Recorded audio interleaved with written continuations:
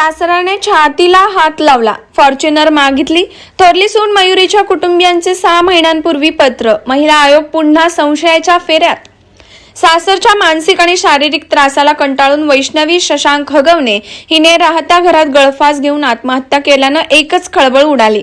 या प्रकरणी वैष्णवीचा पती शशांक राजेंद्र हगवणे, सासू लता राजेंद्र हगवणे, ननंद करिश्मा राजेंद्र हगवणे, सासरा राजेंद्र तुकाराम हगवणे व दीर सुशील राजेंद्र हगवणे यांना अटक करण्यात आलेली आहे। राजेंद्र हगवणे हा राष्ट्रवादी काँग्रेस अजित पवार गटाचा राज्य कार्यकारिणी सदस्य होता, तर हगवणे कुटुंबियांकडून त्यांची मोठी सून मयुरी जगताप हिला देखील मारहाण करण्यात येत होती।